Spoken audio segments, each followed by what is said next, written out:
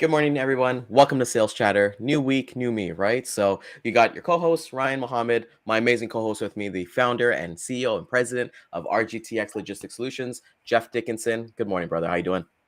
Good, my man. Good. Did you have a good Yeah. weekend? Got to ask you that first. It was a busy weekend. We had some good times with our family and friends, and for us, I can't believe it's the ninth. I wrote that down today on my to-do list. That today's the ninth already, so it's coming up there, man. What about yourself? Yeah, I mean, I had a good weekend, nice and relaxing, and just ready, pumped up for this week. So you know what? Let's do this. Welcome to the HPLS podcast. Live, relevant, and high performance information, conversations, and education weekly.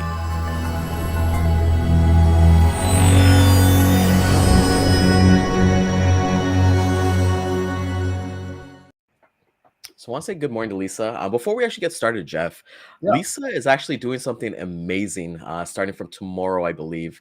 She's actually Uganda. going away. Yeah, she's going to Uganda, and that all came because of being a logistics professional that she is. So shout out to Lisa. Hope you have an amazing, safe trip. We'll miss you. It'll be cool to kind of see you on the chats, getting the replays and things like that. Take But pictures. yeah, exactly. Like take lots of pictures. That's going to be amazing to kind of see from everything that's kind of going on. But Jeff, we had an amazing week last week when we were talking about training. We kept consistent all 4 days of the week because Monday was a holiday.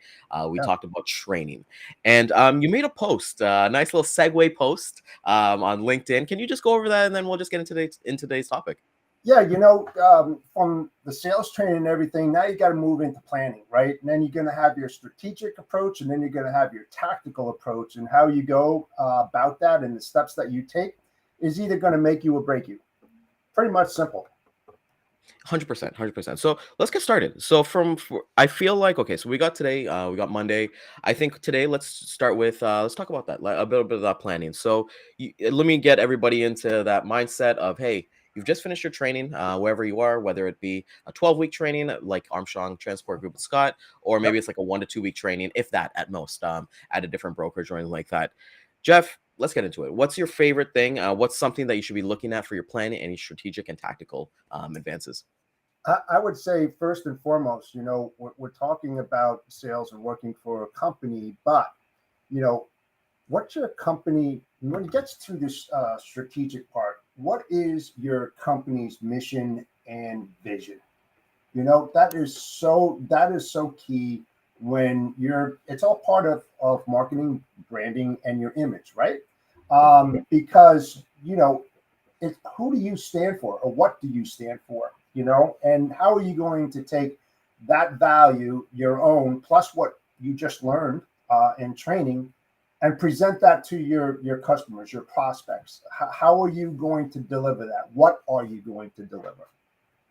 I That's like pretty that a much lot. first off. Yeah, I think that that's so important because I'll give you actually a quick story about that. It actually happened last week that a customer that we've been set up with, but we never worked with them before. We kind of like did a little bit of talks before, and they literally said they went to our website, they checked us out. They're like, "You guys are legit." We've Googled like their company names, and that's one of the most important things. So I'll actually backtrack a bit. Yeah. So most places, Jeff, and we're not talking about self-employed here. This is completely you're an employee, you're getting a salary and things like that, right? Yeah. In the States, I don't know how it is, but in Canada, you get like a 3 month probation. So it's kind of like you get like basically they get to test drive for like 3 months if you're profitable, like whatever it is, right? But Answer is for on. us here, it's like you get that 3 months to really interview the company, see what they actually are about, rather than you're talking to the HR recruiters who got you that interview. You probably talk to your boss who you're gonna be working with. What are some things that you look for? Because, like you said, your image, credibility, and brand are so important when it comes to whoever you represent and representing yourself. And Right. the mindset we're talking about here is before you even pick up that phone or you actually send that email specifically, what are some key factors you look for when you were on the logistics side, being a transport manager yourself, and then you work for yourself at RGTX Logistics? Yeah. So, and that's a great question. And uh, I did a post on Charlie Sappho's CS recruiting post some time ago, and so I reversed this, right? You know, uh, we talk about interviewing and getting the right talent to fit the right role and the right seat in your company, right? Well, what's really critical in this whole thing in this process is that uh, the individual who is interviewing at this company, it's up to him or her to interview the company as well. It's a perfect time to do that. Reverse that, okay? Because you said it, right? You got 3 months probation where they are testing the waters. Should you be testing the waters as well? Well, you know what? You should have found that out in that interview process, right? A lot of people think it's about the company interviewing you, but it's more about you interviewing the company. You want to make sure that that's a really good fit for you, right? So you're going to ask those questions that you would have asked if you already got the role, right? Ahead of time, and then try to figure out, do I want to work for this company? I mean, does that make sense? Yeah, straight up. Like that's, and I feel like now we have those resources that you're able to kind of go and interview. Like, you have like websites like Glassdoor where you can actually go and see like reviews and things like that. And you've really, I feel like you should have made that decision before you even took the interview. Like if a recruiter, all of us in logistics, we get hit up by recruiters all the time on Yeah, LinkedIn. Right? So when you're having that conversation with them, if it's something that you want to pursue, you should be looking at those things. So I think like when it comes to training, yeah, Jeff, before you even pick up that call, you got to kind of figure it out. And what's I kind of want to open this situation with you.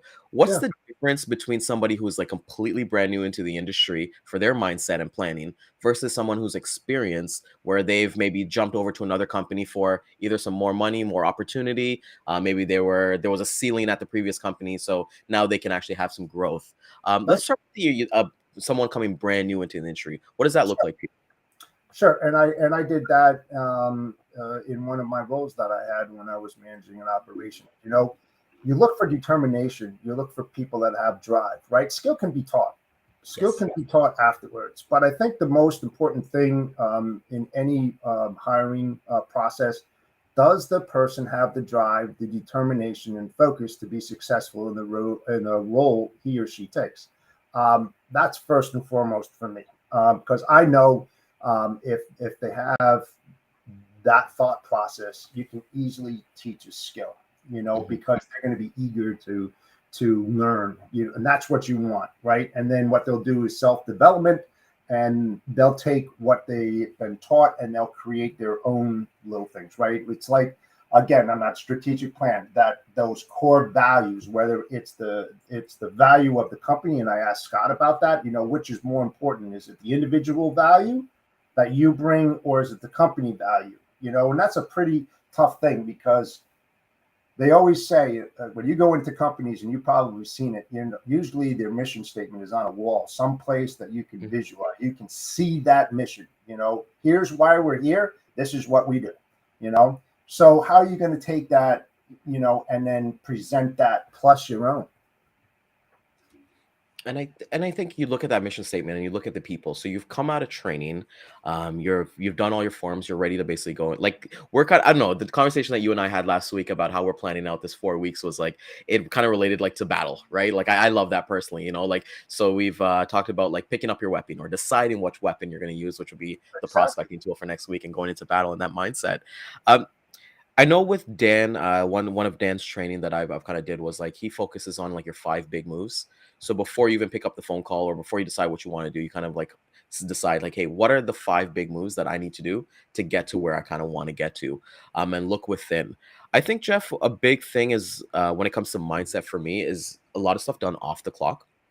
And when I say that, that's like with your family, with your wife, your husband, things like that. Understanding like, hey, let's map this out. Like I know my wife and I, we've been talking this year big about like our financial goals and things like that. Those conversations were in regards to your career should be happening before.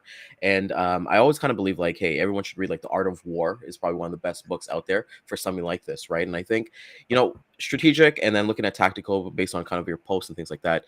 Can you give the audience some strategical mindsets, some ideas of what they should be looking at as soon as they kind of come out of training before making that first call?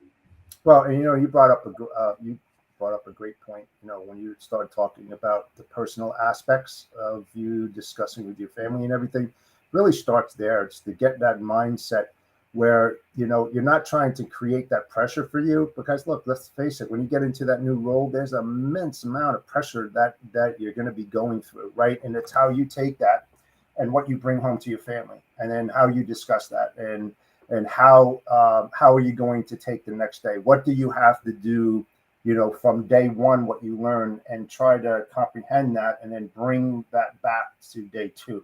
And you're doing that consistently, right? Because you got that 3 month of probation.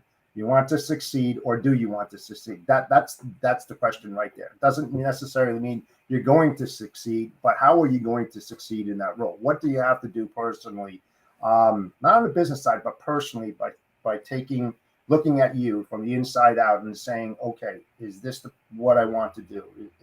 Yeah. Where do I want to go from here, kind of deal, right? So you're battling. You are battling with yourself, your family, life, work balance. You're trying to create that, and then do your role. So it's very, very difficult. Like when I started out, I was just gung ho, didn't know what the heck I was going to do in the warehouse, and then things started evolving. I started talking to my wife, girlfriend at the time, and then my boss and all that. So those are the kind of things that you have to do. How am I going to learn this role? What questions am I going to ask? I mean, that's all part of it. And a big game changer for me, Jeff, is that we talk about like the family part of it too. And then for me, the other part was actually like your teammates, like your not necessarily employees, but like your operations team. Like what worked big for me was like the first day, I went out to lunch with like the person who's gonna basically be working in conjunction with myself, find out what their values are. And I think that's something that's really worked for me, Jeff, is that to be able to have a conversation with somebody that's not about business, not about work, finding out what their values are, finding out what gets them up in the morning, whether it be they got some kids, or maybe they're saving for a trip to go to somewhere else, or different things in life, so you can kind of like get that niche together. Because shout out to my lead ops guy, we actually met at a previous place, and that's how we connected. We just got connected. We're kind of similar backgrounds, and we connected, and we do really well together because we got that time to understand who we are as people. And I think that's where you can kind of define where the strengths and the weaknesses, because you and I can both agree not everything's going to be peachy in logistics. You're going to have something goes wrong, right? We're not in that business, right? So, and I feel like you should do that as well with like your manager. Outside of logistics, I remember when I worked at a ticket broker, the first day, the CEO always takes out the new person to lunch. You go there, you hang out, get to know each other, and it's a CEO, right? So you're kind of figuring out how did they kind of get started, and they're kind of figuring out how you get this started too. And one of the things that you wrote in your post that I thought was really important was who's responsible, as your strategic goal, like who is responsible? And I want to ask you that as well, like who's responsible for. And that's a good question, but let's just go back. Yep. We're talking about planning and mindset. Okay, so I'll tell you exactly the way that I did it. Okay, we gone through the interview. I selected the person or people who I want to bring on board. Number two thing that I did is that I talked to my people. I said, listen, we have a new hire that's coming in board. He or she is going to be sitting with you for the next, the 2 hours in inbound. They're going to sit in claims for 3 hours. They're going to sit in outbound for 2 hours. And then what I want to do is after they appreciate to get your feedback, I want to get your feel. I want to get your understanding, because these guys are in the freaking trenches day in and day out. Who's going to know better about the ability and skill level that the person that you hired that's coming in to fill a seat, who would know more about that individual than anybody else? They would.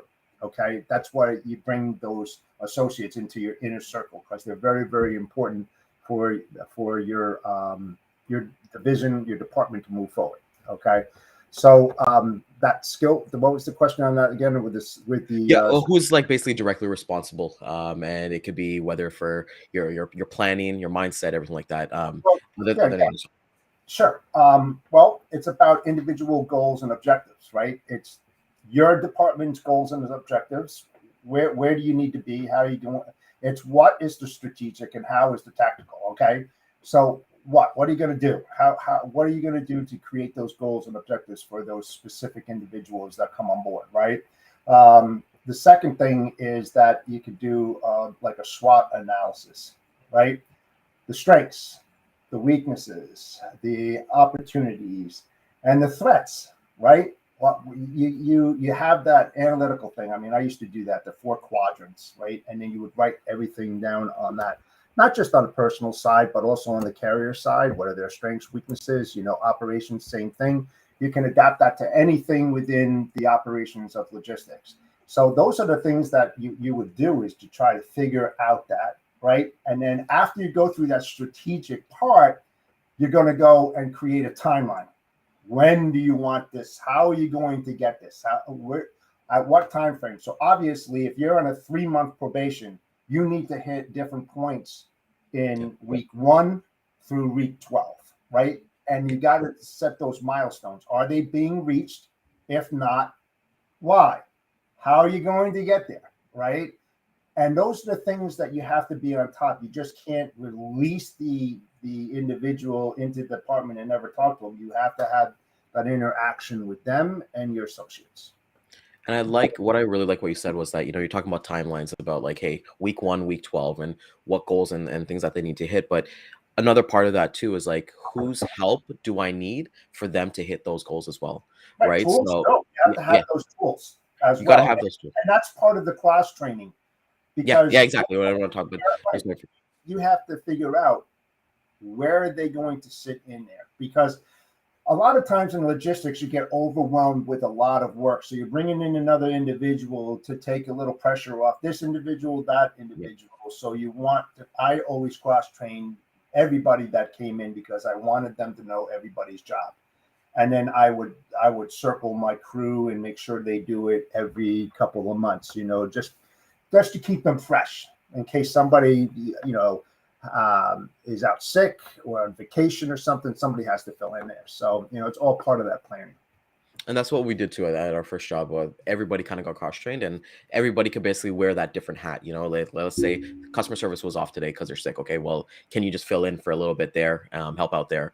Claims, the same thing. Claims is on vacation. How are we going to kind of put the people in the right place? And, I think I've seen, and I'll get your opinion on this. Do organizations run better if they're proactive or reactive? Proactive. You always should have a proactive mindset. Reactive is that a problem is already over the dam, man. It's down the river, in the ocean. Proactive is attacking it and looking at all the what if scenarios. I say it all the time. I'm adamant about it. Always be proactive. Think of the next steps. And always think that if you're reactive, of course, if you don't know that a problem is going to happen and it happens, yeah, sure, you're going to go into reactive mode. But it depends on how long you've been in logistics and all the different problems that you've seen.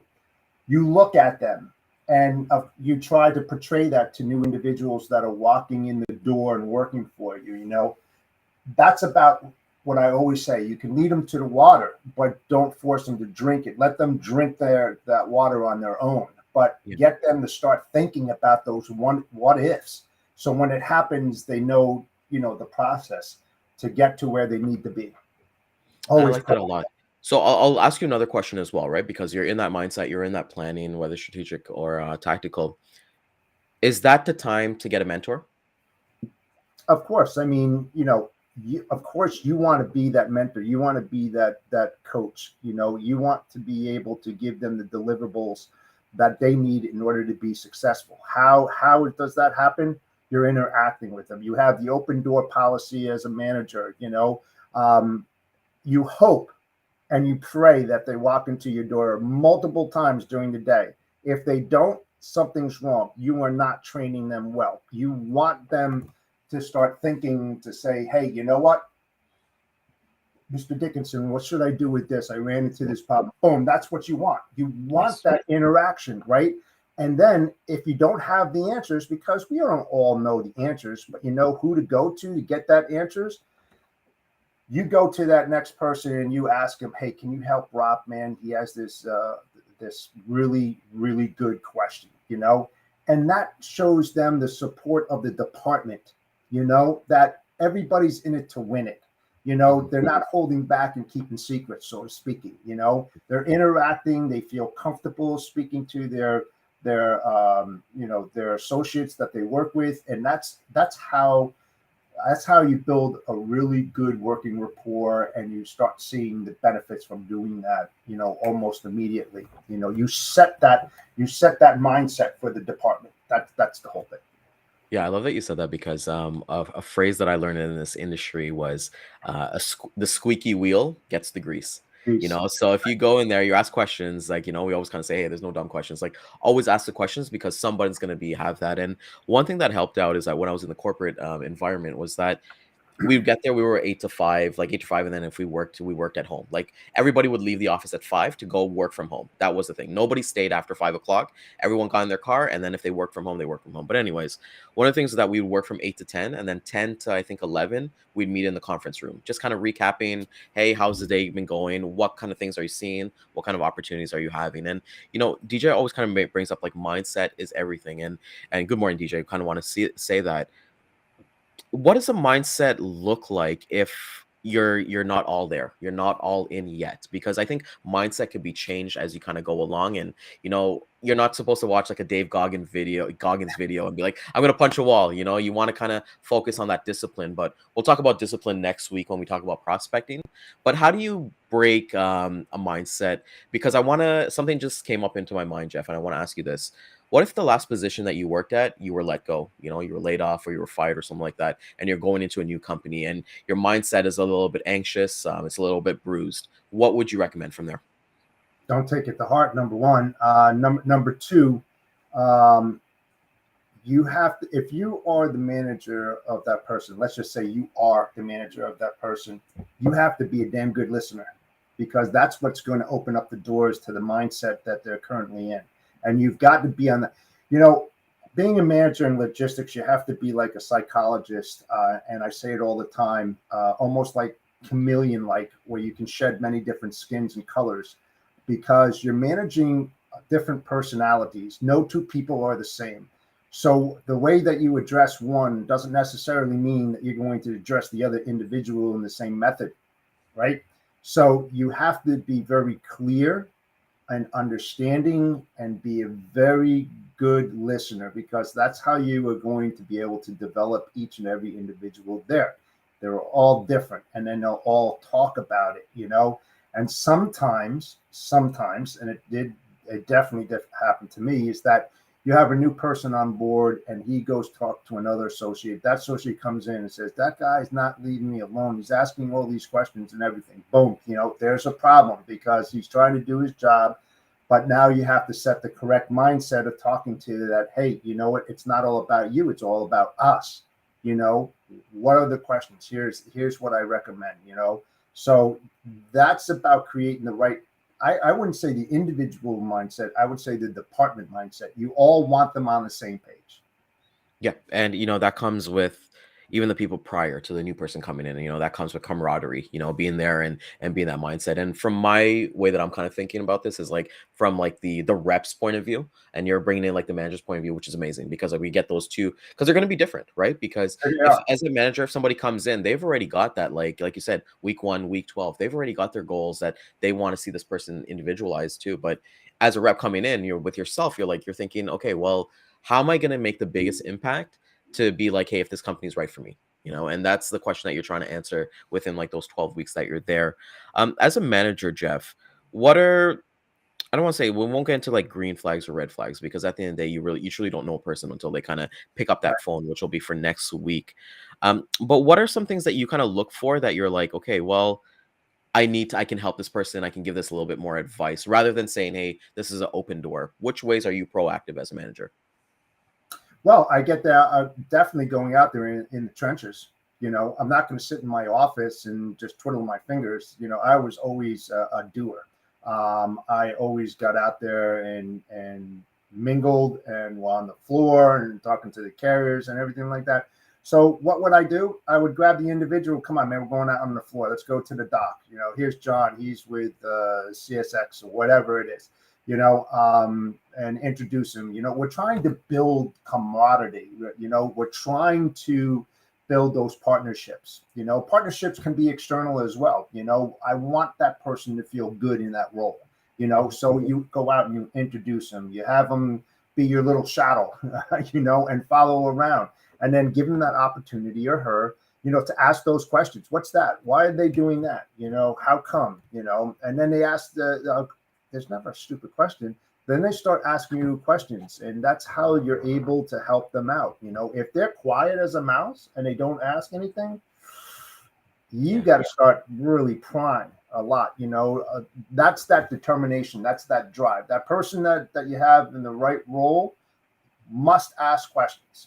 Must ask questions, or you as a manager need to prompt an answer to a question, to get them engaged so you can understand, and it could be hard, it could be simple, but you don't want to give them a real hard question right off the bat, because you want to develop them to get to those things where they can come in and say, hey, we had this problem, but I resolved it by doing this. Boom, man, you've done your job, because now they're on their own and they kind of figured it out. And then they're going to start learning and learning and learning. That's what my bosses did for me. Just because you're a manager, I have to throw that in there. You're always reporting to somebody up on a C level, at least I did. And you're having the same conversations that you're having with your associates. And if you have a good leader, not a follower, you're going to take that and then you're going to develop that with your associates, because it's the best practices for that department. And that's what made me the person that I am, because I had those right mentors and developers and coaches that helped me to see that water, to drink it and not go hungry, So that's the key thing, So it's the trickle down effect, You only can present what was presented to you, right? And if it works for you and you know where you are, and you're going to take those best practices and you're going to share them. You're not going to keep them to your heart and not do that, because it's not beneficial to your department that you're running. And then everything that happens in that department, guess what? It falls back on you. Yeah. So, I mean, you have to really think about it. It's not just like going in there and just throwing something to the wall to see what sticks. No, man, there's a method to the madness. Yeah, and every company is going to be different, right? They're going to have their strengths and their weaknesses, right? They're going to be, hey, maybe I'm an LTL carrier, or maybe I'm a truckload, or certain geographical. So it's up to like the rep to kind of understand, like, hey, what those strengths, like you said, the SWOT thing, understand what actually works for all of them. And I think even from the leader mindset, Jeff, I think being adaptable and flexible, because you can't say, hey, maybe this rep A has done 1 million and he's been there for a year already, and then you've got rep C coming in and expecting that they're going to get to that level. No, everyone has individual progress, and giving them that constant feedback, and that comes with understanding, going through that training process that we talked about last week, because that's where you truly get to see a person, how they kind of interact, how they are with people. And things like that, even like things like coming into the office on time. Are they coming in 5 minutes earlier? Are they late? Are they taking an extra smoke break? So those are like very, very key factors that. Yeah, I was about to ask you before, Ryan. I was like, what place did you work in when you checked in at 8 and checked out at 5? I was about to say, what? Yeah, no, that was actually the best way. Everywhere I've actually worked is like that. So just so we're clear on this, it wasn't that we all stopped. It was just they understood that everybody needed to like leave the office at 5 so that they can get their community. Yeah, so it's like from there. So it worked. It worked for all of us. But I think as we're kind of going into this week, Jeff, that's the goal that we want to get, is that, hey, you finished your training already. You're getting into your mindset. So you're talking to your family. You're talking to your people around you. You're talking to various different people to understand what you're trying to do before, like I said, before you pick up that phone call. Sorry, before you pick up that phone, before you start writing that email, getting into things. At what point, and I know maybe you're probably not a big fan of it, but have you ever done anything like an elevator pitch to yourself, kind of practice role playing by yourself before you actually got into it? When you think about it, every day. I mean, just think about that, right? So you're in logistics. You love what you do. You go to a bar and somebody says to you, hey, what do you do for an avocation? Boom. What are you doing? You're pitching. You are pitching. It's not scripted. It's just right off the cuff with a couple beers in you, right? I mean, you're just going to start rattling it off. And next thing you know, I mean, when it rolls off your tongue, instantaneously, and you don't have to think. That's the best way to talk to a prospect. When you deliver something, make believe that you're in a bar, or you're meeting a new friend's friend, and they don't know you from a hole in the wall. That's the same approach that you do it. Be you. No one else, just say it the way you would if you were talking just to a person, in a supermarket. It doesn't matter, because you're being real.